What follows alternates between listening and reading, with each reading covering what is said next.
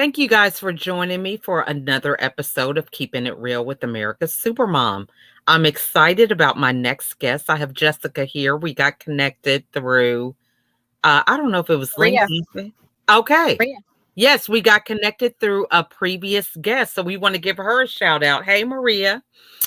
So I'm excited to have her here today. We had a Zoom call and I feel like I've known her forever. So I'm excited to dive into some more conversation today. But before we get started with that, Jessica, I want to give you the mic so you can introduce yourself.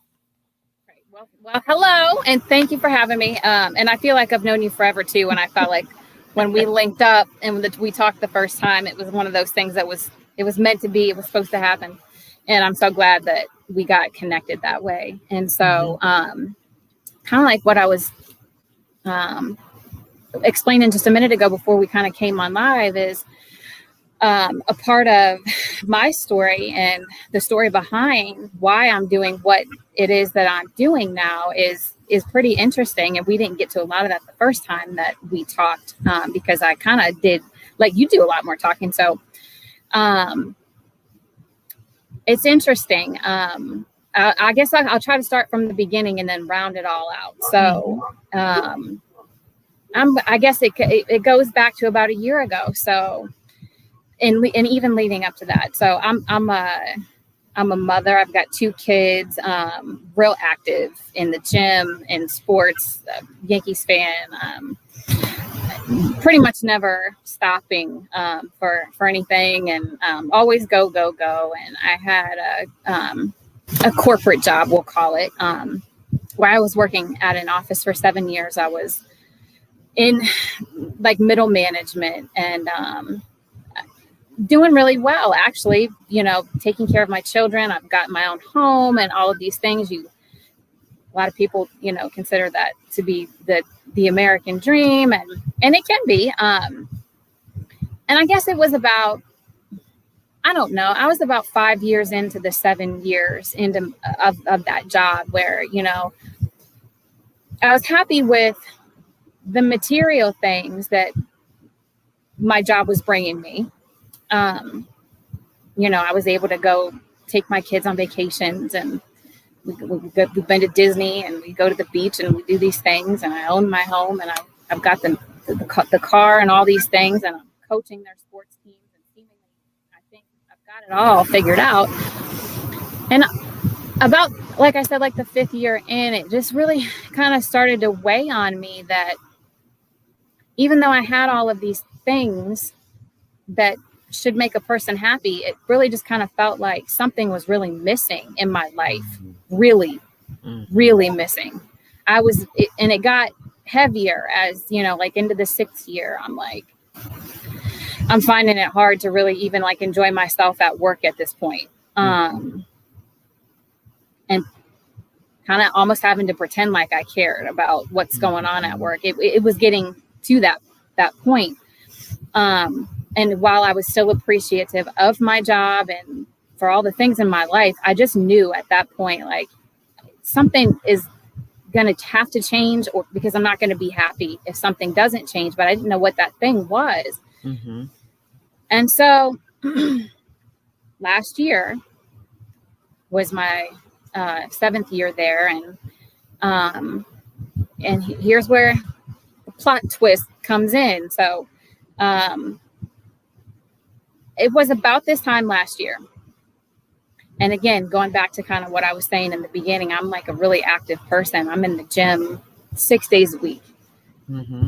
I run an 8-minute mile. I'm a fanatic about being healthy and staying fit, and I eat right. And I train, martial arts, and I'm into sports and all of these things. And so I'm really in tune with my physical capabilities and my body, basically. And all of a sudden, I start noticing that there's something wrong. My foot feels weird. This is how it all started. And I couldn't figure out what's wrong with my foot. Like, it's painful and it hurts to like bear regular type of weight on my right foot. And this goes on and it starts to get worse to the point where I'm not able to do simple things. Like, talking, I'm going from hitting the track every morning to now I can't. It got so bad that I couldn't walk on my right foot. And it's unexplainable because there's really no injury per se. I don't know what the problem is. So of course I start going to the doctor and trying to figure out what's wrong with my foot. And I got 4 months into it and still didn't have any answers.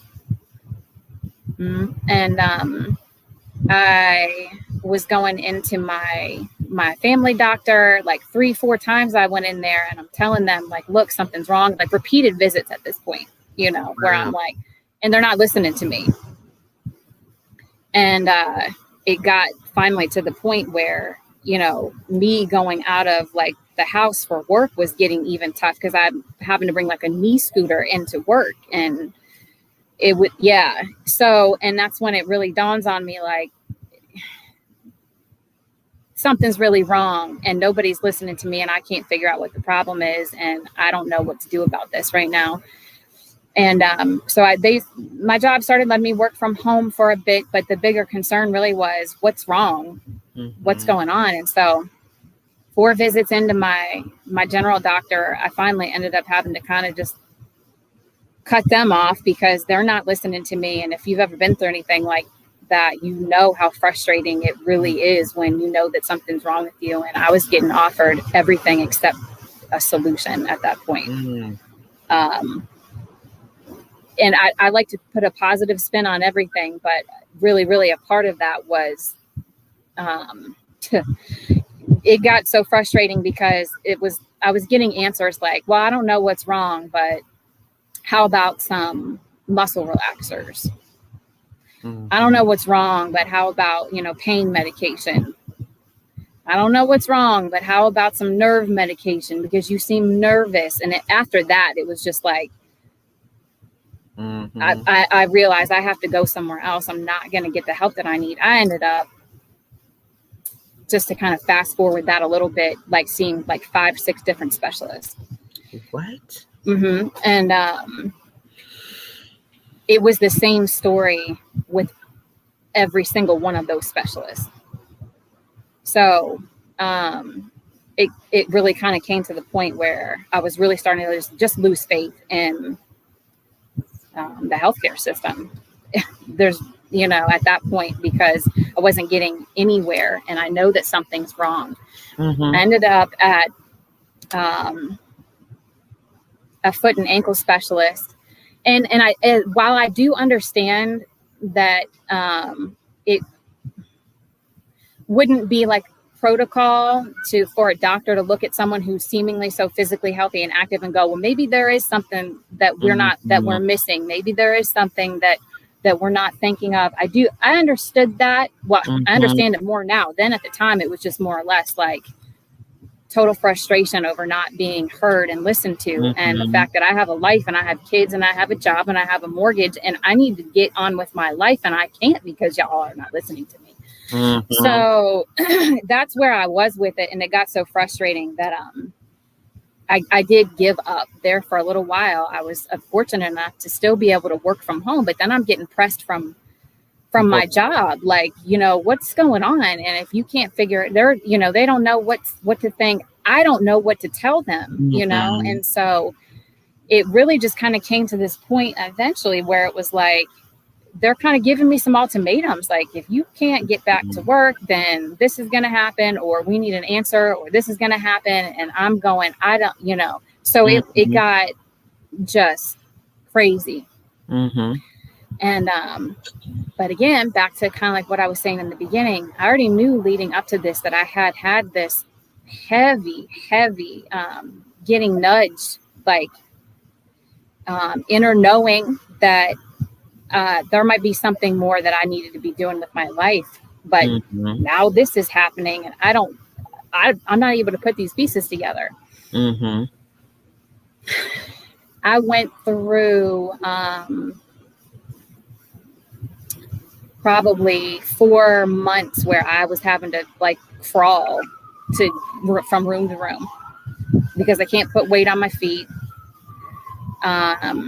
or use a wheelchair to, to get around the house. And luckily my house is a blessing, I think, in disguise. Now looking back on it, is actually the perfect setup for somebody who needs to go from room to room, because everything's just like real convenient. So I kind of like learned how to adapt to what was going on, even though I didn't know what was happening, because I could pull straight up to the side porch. Like, it seemed to be like I could still get around and do things. But mentally, I'm crawling from room to room sometimes because I can't stand on my right foot, and then my left foot starts kicking in.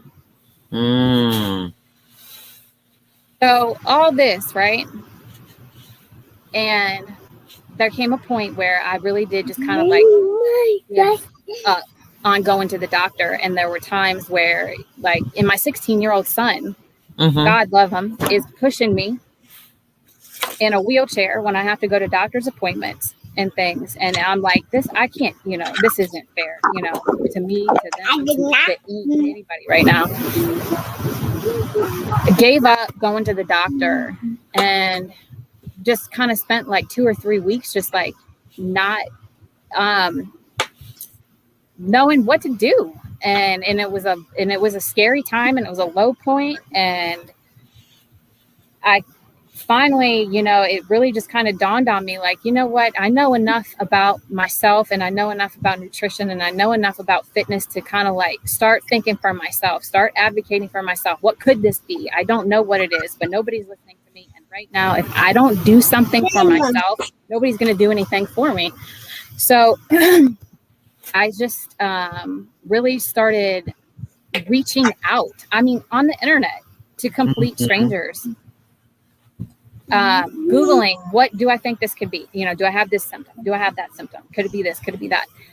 And through that dark time and that horrible process, what I learned was that if I stayed with it mentally, I could try to, get myself through that tough mental portion of what I was going through, that something was telling me that there's people are out there. Just start reaching out. Just start doing what you think is right. And that's what I did. I ended up on the phone with a guy in Utah that had a strange neuromuscular condition. I ended up on the phone with people in Texas that had, different things going on with them. But what I found was that the people that I was reaching out to that had, been through similar situations but different, were there for me more so than any doctor that I'd been to. And I'm not, don't get me wrong, trying to put down the healthcare system, but I found more help and more hope in the people that I was reaching out to than I did when I was trying to seek out medical attention. And that's the truth. And so even though some of those people didn't have the answers that I needed necessarily, they were pointing me on different paths. And, and I really kind of just had to listen to my intuition. And I ended up all the way in Texas. Almost knocked my hat off. In Texas, to get stem cell treatment. Wow. And I got out there and I met people out there that I felt like, they were just kind of placed on my path for a reason too. And so, and I still am in touch with some of those people, and it's amazing how you can meet people halfway across the country like yourself, that you feel like you have known forever. So that happened. And then when I got back home, that's when I started, I finally did get put in touch with, because they had me all the way at cancer treatment centers. Wow. Yeah, because nobody knew what was wrong, and I started to have to question too, like, is this something terminal that nobody's seen? I need to, like, prepare myself for the fact that this might be something really dangerous. Ended up all the way at a cancer treatment center. I don't have cancer. I've had every kind of cancer screening you could possibly think of. It's not that. But when I came back from Texas and I got out to that appointment, at the cancer center, I when I got there, I was like, you know what? For the first time in a long time, I feel like I'm at the right place somehow. I feel like this is going to be a good day. And I felt like that the whole way, the whole drive up there, which took me 45 minutes to get out there. So I get there, I sit down. The doctor had already had my blood work and everything. And I'm going into this appointment, and this man is about to tell me whether or not there's cancer cells in my blood. Right. So that's where I'm at with it. Mentally at that point. And he comes in and he sits down, and I can tell that this doctor is different. Like I can tell, like I just confirmed that I was right about my feeling, coming into this appointment. And he's looking at me and he's like, listen, you don't have cancer. This isn't something that I see every day or that I think is terminal. He's like, I know that I've been able to rule that out. He was like, but the situation is you most likely are that 1 in 200,000 case that just nobody really has seen, but we're going to try to get you put in touch with the right people. And he did. And so I'm still waiting for some of those appointments. I've got a genetics appointment coming up. They think that there's something going on with the bone density in my right foot, but nobody knows why. And so it's an ongoing thing. So when I got out to the waiting room, because they were like, we can only do what we can do here, but we're going to refer you out. And all of a sudden, and it was, I had gotten put in touch on the right path with the right doctor finally here locally that could at least get me to point me where I needed to go instead of trying to get prescribed me Percocet. And so even when I got out to the this experience, like I'm almost on the verge of tears thinking about it right now, because I get out to the waiting room and they're like, we don't know, we can't treat what you have because we don't know what you have, but we know that your blood work looks like this, and this, and we can give you vitamins through IV, and we can do iron infusions, and we can do things that can bring, all of your iron levels up, and it's not going to hurt you. Definitely not going to hurt you. So I took that because that's a natural treatment. They're not offering me narcotics or anything. So I'm sitting there now in this cancer ward, basically. And it's like, I look to the left of me and I look to the right of me, and there's a woman over here, and there's like all these chairs. They're like these big, comfortable chairs. I don't know if you've ever seen a place like this. Yeah. Not in person, but I've seen the pictures. Yeah. So they really make it as comfortable as possible for people that are coming in there to get treatment, because they are already facing, terminal illness. And this place just kind of felt like there was angels there. I'm telling you, like it was like. And how long are those treatments usually? Oh, I had to sit for about 30 minutes for the iron infusion. Okay. But I wasn't getting they were getting IV like cancer treatments. Right. For the whatever they had. It's chemotherapy. That's how it is. And so I start crying when I'm sitting there, because I'm thinking to myself, as bad as this has been and as much of a nightmare as it has been, I'm looking around me and I'm going, I can't thank God enough that I'm not in that person's situation to the left of me, and that I'm not in that person's situation to the right of me. And after all of this has happened, I've had time to like reflect back on what's going on, and somehow it's like dawning on me, like maybe this is part of the plan somehow. I don't know how, and this is a crazy way to have to come about it, but somehow, some way, I'm in this room for a reason. And I'm telling you, the weight that was lifted off my shoulders being there, and just knowing like somebody's listening to me finally. And it didn't end there. Then this nurse comes over and she pops over my shoulder and she looks at me like she already knows me. Like I've known her forever. And she sits down next to me and we have this long talk about every symptom that I have. And she was like, listen, I know that our doctor here is helping you get it with the right people.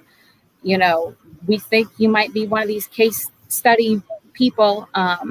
But she had worked for a doctor at the University of Virginia who she knew would listen. So if I needed anything else from that point on, in between now and the time that I figure out what this is, they will listen to me. And that's exactly what happened. And I went out there for an appointment to meet with her, and her name was Christine. And I literally, if I need something, all I have to do is I don't even have to book an appointment for half the stuff that I need from her. If I need something, it's like, she'll message me right back and she can write a prescription or whatever it is. But I finally got somebody to listen to me. And so, I'm in the process right now of looking into more in-depth and more comprehensive stem cell treatments that we don't know yet. I'm not there yet, but now talk to us about the stem cell, because for some people that are listening, we've heard of stem. Some people have never been introduced in a way that you have. So talk to them about what that looks like. This is what I would say to anybody who, well, first of all, they need to look at what type of injury they have. Like, I'm this rare case and they don't know what's wrong with me. But what I can tell you for sure is, first and foremost, if you're going to get stem cell treatments, get them in Texas. Message me and I'll tell you where. Actually, I'm trying to decide if I should say, I don't think that there's any problem with me saying where I went. I went out to Reardon Medical, which is right outside of Dallas. Okay. So they are the leaders in stem cell treatment. And I don't care who tells you any different. You heard my story, right? I went through 4 months of research before I hopped on a plane and went all the way out there. And first of all, it's not cheap. Okay. But with stem cell treatments, we're on the verge of this cutting edge treatment where what stem cells can do is they have the capability to go into whatever part of your body is injured and heal it, possibly heal an injury without the need for surgery. So like, for example, or even if you just have like arthritis, because they have the capability to proliferate and regrow tissue.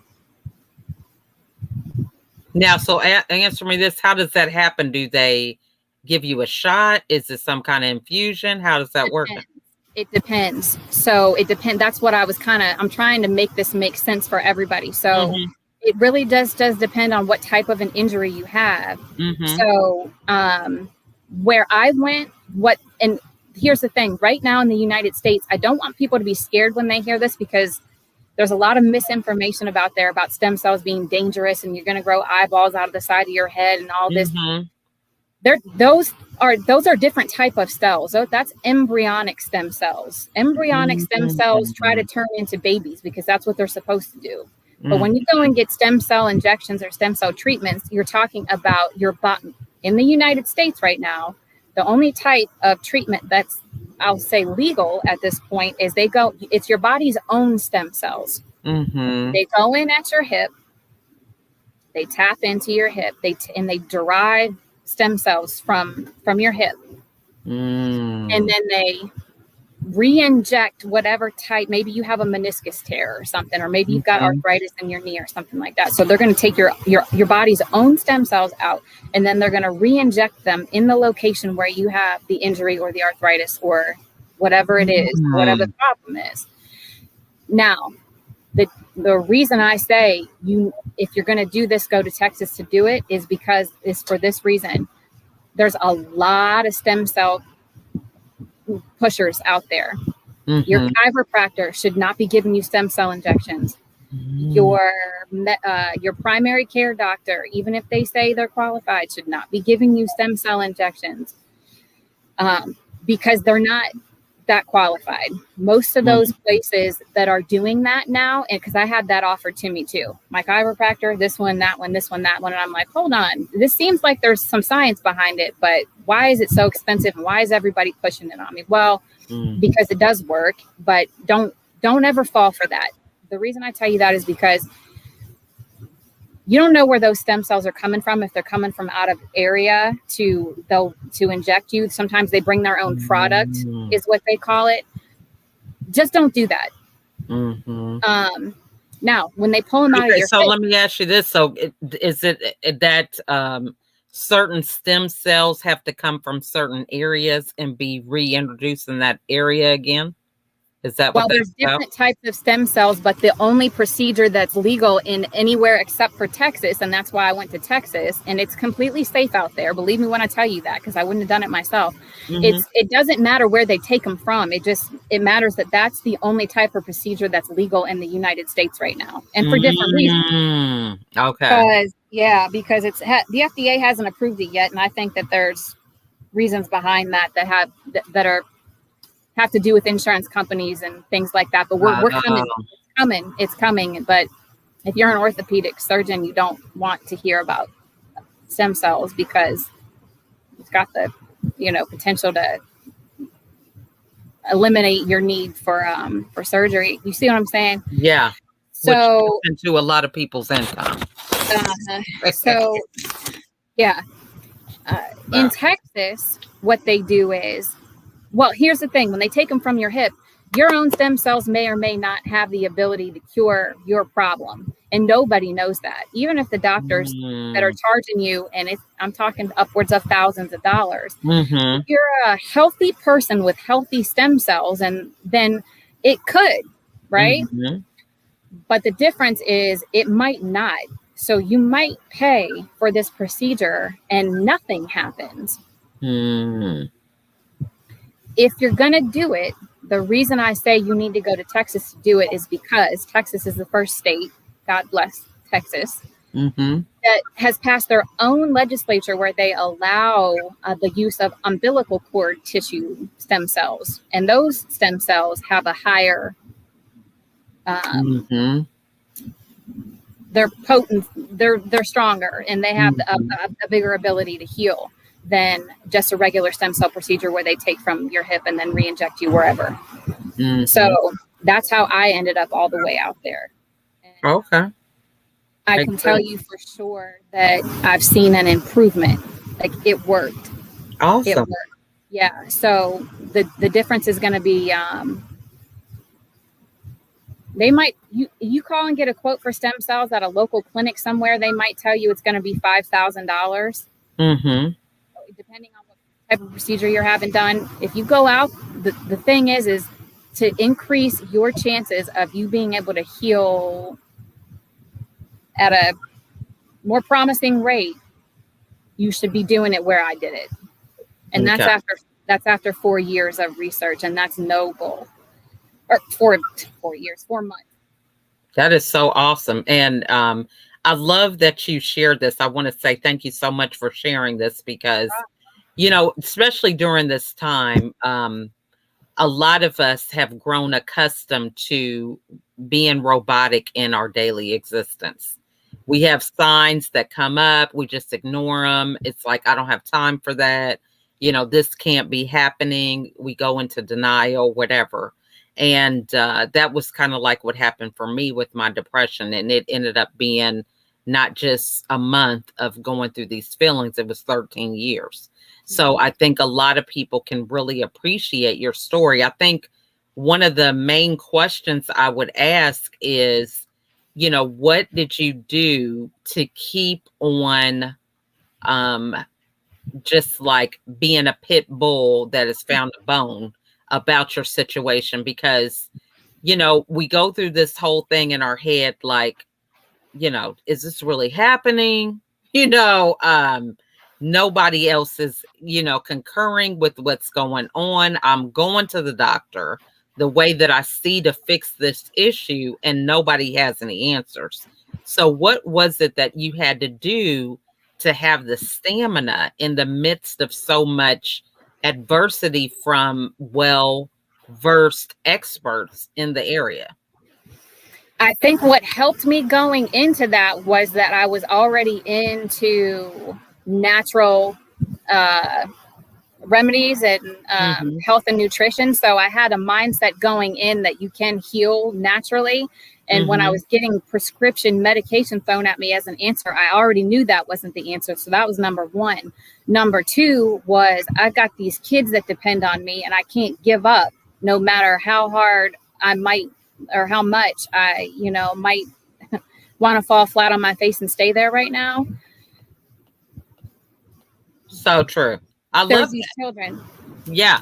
Now, this has just been great. I mean, and I wish we had more time to go I deep know. into, but like I said, I think this is very important for the audience because, our health is something that, we don't really understand how it can affect so many areas of our life. Just like you mentioned, it started out, you feel you couldn't put a lot of weight on your leg. Now it totally changed the dynamic of your work environment because it was hard for you to do something. And I think that is very key to bring up because this is what happens for us. Also just think about if you're someone who has labeled yourself shy, you don't want to cause any issue. I mean, how Yeah. would that, the situation can even bring you out to understand that you have to be your own advocate. And I know So, we don't have a lot of time left Mhm. too. And but what I would say to that real quick, and then I'll round it all out because I know, like I said, we're running out of time. But